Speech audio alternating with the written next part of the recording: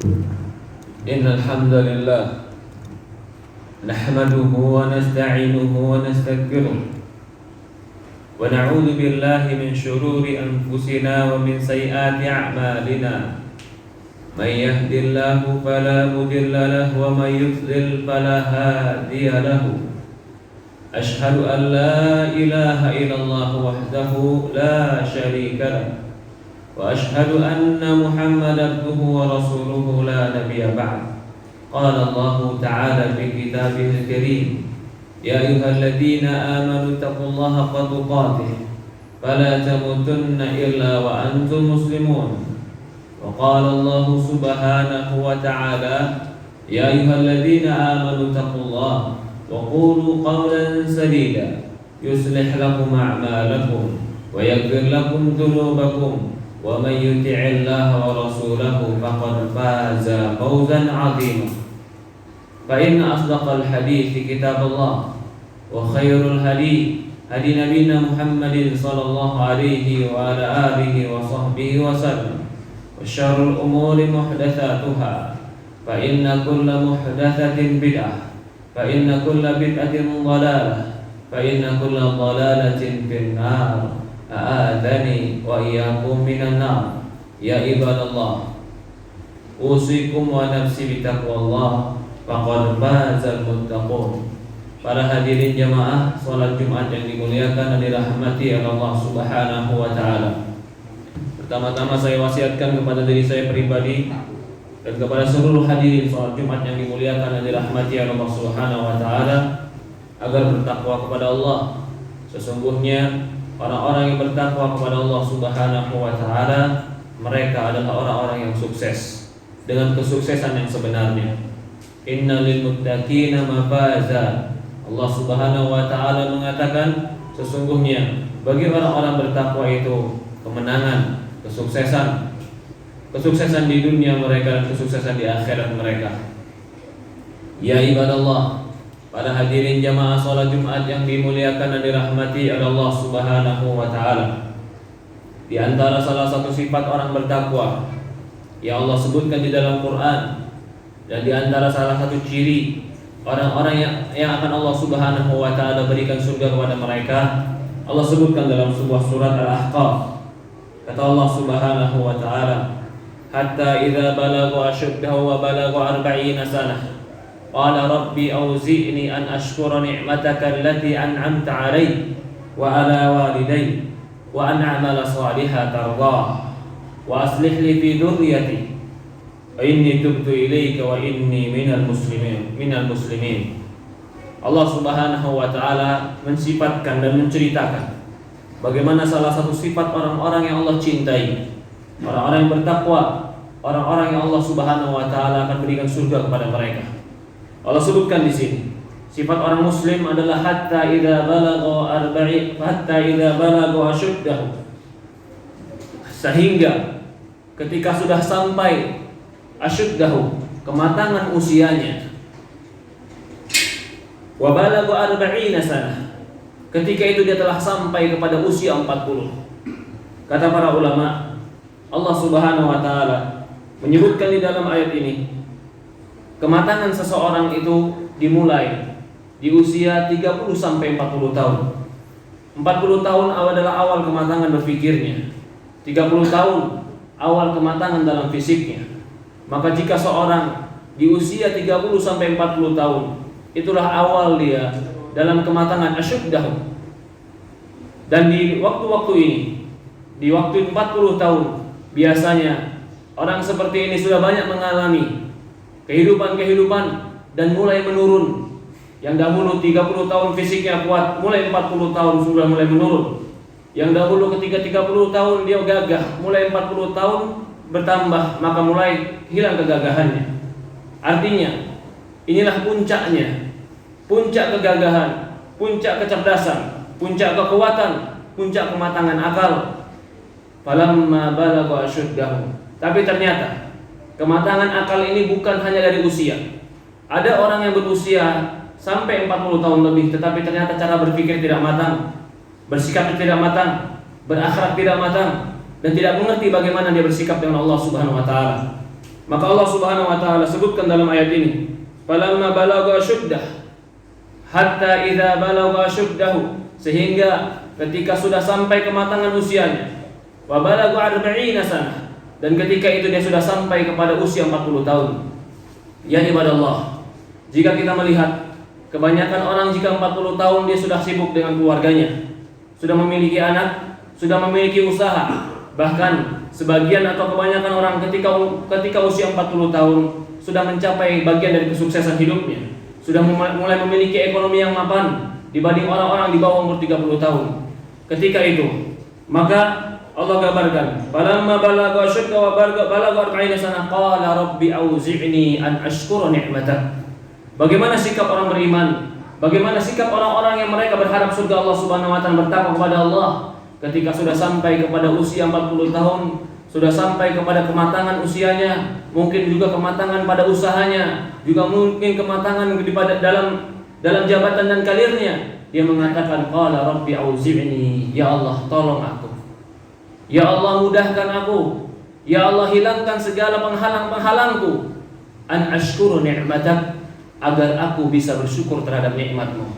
Maka Allah Subhanahu wa taala menggambarkan orang-orang yang matang dalam pemikirannya, matang dalam kehidupannya, seharusnya di usia 40 tahun dia mulai banyak bersyukur kepada Allah. Dia bersyukur Allah berikan kebaikan kepada dirinya.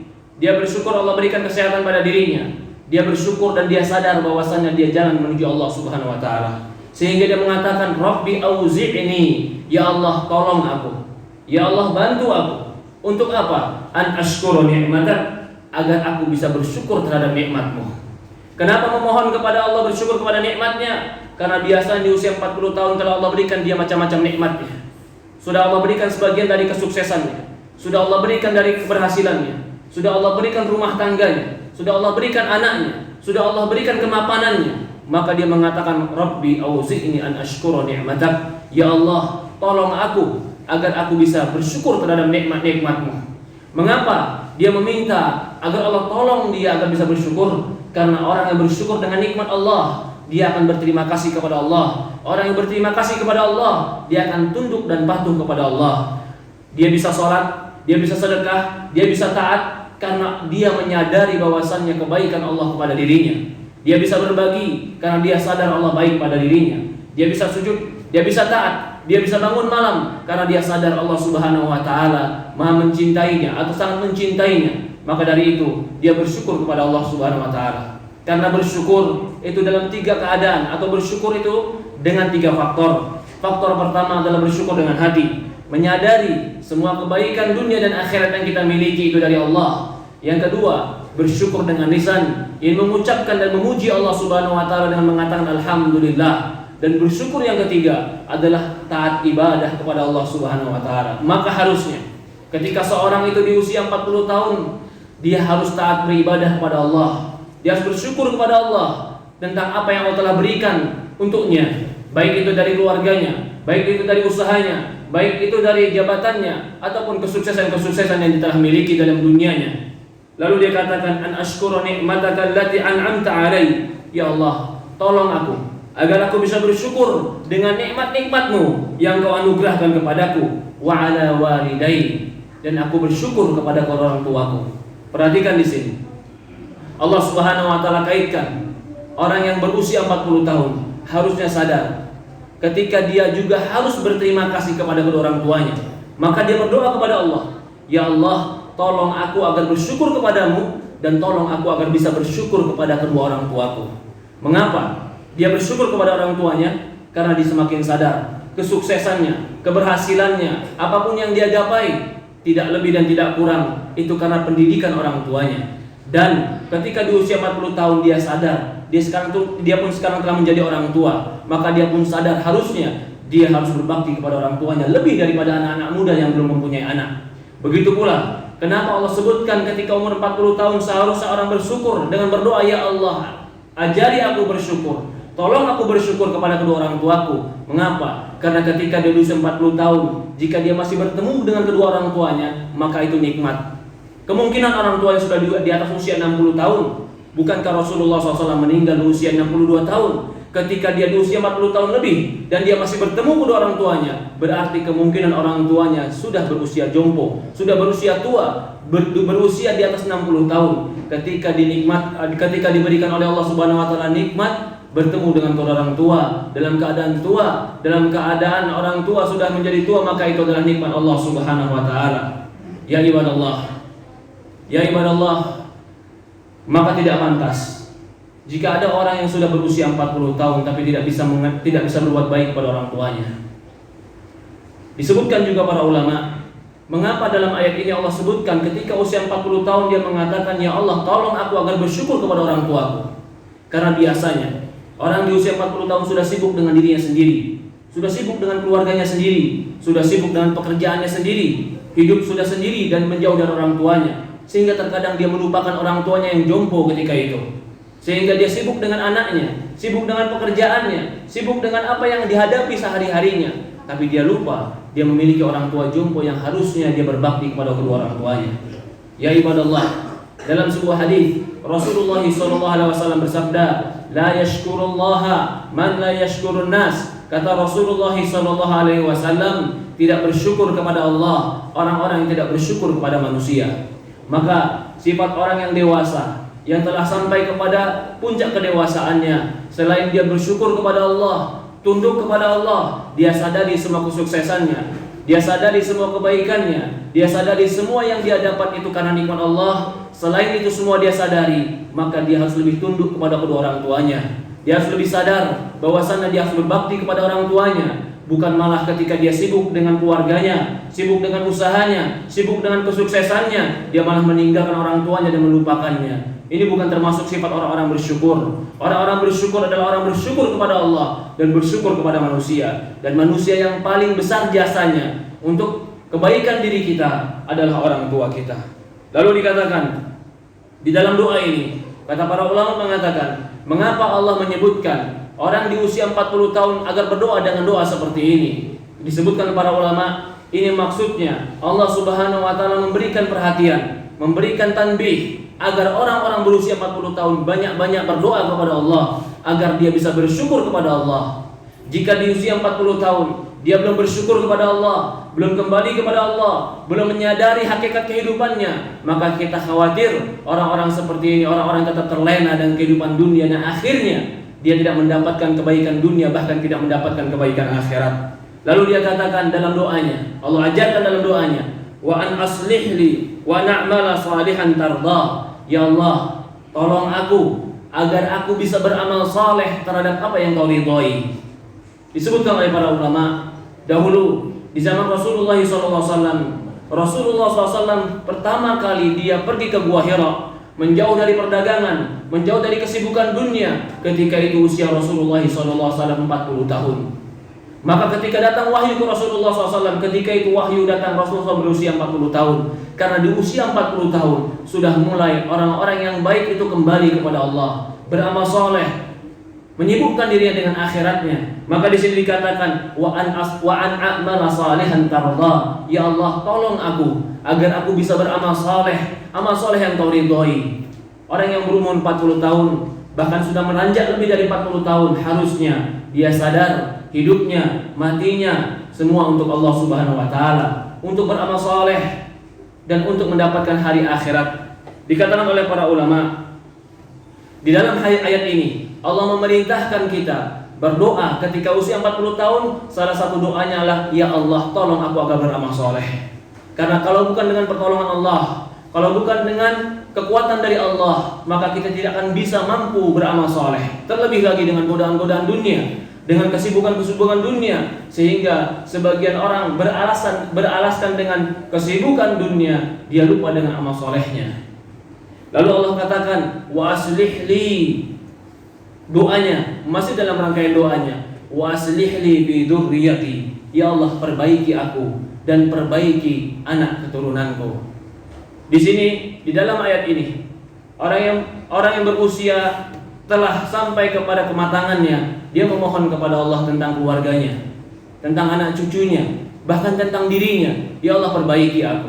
Mengapa dia katakan perbaiki aku? Karena biasanya ketika dia belum sampai kepada usia 40 tahun, masih banyak kelalaian yang dia lakukan, masih banyak kesombongan dalam hatinya, kecongkakan dan keangkuhan mungkin ada dalam dirinya dikarenakan kekuatan fisiknya, mungkin dikarenakan kekuatan pemikirannya. Tapi ketika di usia 40 tahun, harusnya seorang sadar bahwasannya tidak ada tempat yang dibanggakan kecuali akhirat, bahwasannya tidak ada tempat yang paling dia impikan kecuali jannah, surga Allah Subhanahu wa taala, dan tidak ada cita-cita yang tertinggi kecuali hanya kembali kepada Allah Subhanahu wa taala. Maka di antara doa yang diajarkan, waslih li fi dzurriyyati, ya Allah perbaiki aku dan anak cucuku. Ini orang yang bijak. Dia berbakti kepada kedua orang tua dan dia memperhatikan anak cucunya. Inilah orang yang dikatakan orang yang dewasa. Dia mengetahui kedudukan dirinya. Kedudukan dirinya ketika di hadapan orang tuanya dia berbakti. Dia memohon kepada Allah agar orang tuanya diberikan kebaikan. Tapi di hadapan anak-anaknya dia meminta kepada Allah, ya Allah perbaiki aku dan keluargaku. Berbeda dengan sebagian orang yang ketika dia sibuk dengan dunianya, dia lupa kebaikan untuk anak-anaknya.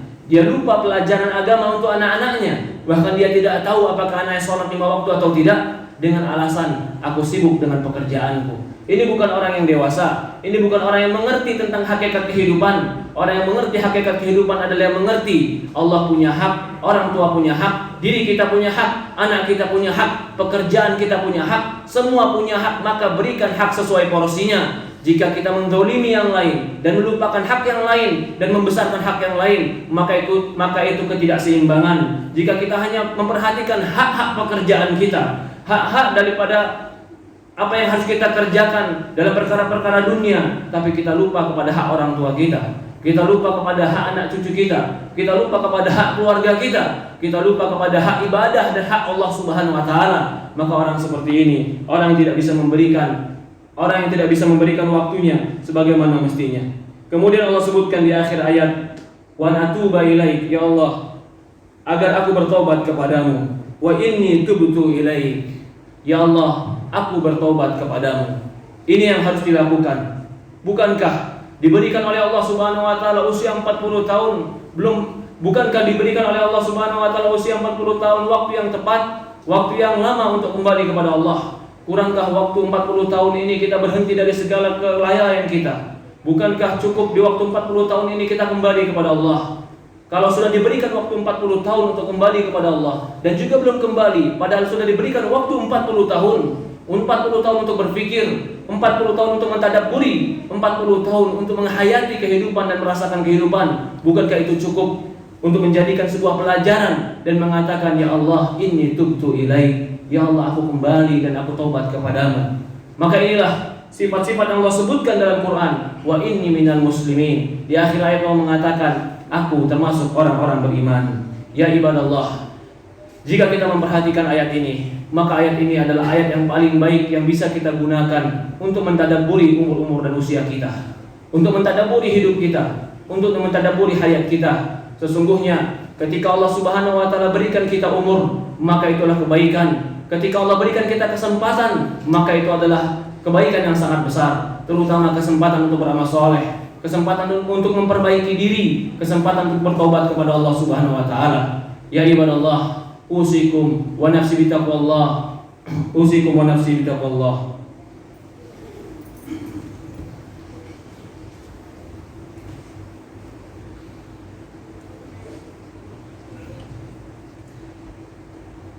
Alhamdulillah, wassalatu wassalamu ala asyrafil anbiya'i wal mursalin, ala nabiyina Muhammadin sallallahu alaihi wa ala alihi wa sahbihi wa sallam. Ashhadu an la ilaha illallah wahdahu la syarika lah, wa ashhadu anna Muhammadan abduhu wa rasuluhu la nabiyya ba'd. Di dalam surat Al-Ahqaf tadi Allah sebutkan sebuah doa, yang doa ini mengandung beberapa makna atau beberapa kebaikan. Yang pertama, kita meminta kepada Allah agar Allah menolong kita menjadi orang bersyukur. Yang kedua, kita memohon kepada Allah agar Allah jadikan kita orang yang berbakti kepada orang tua kita.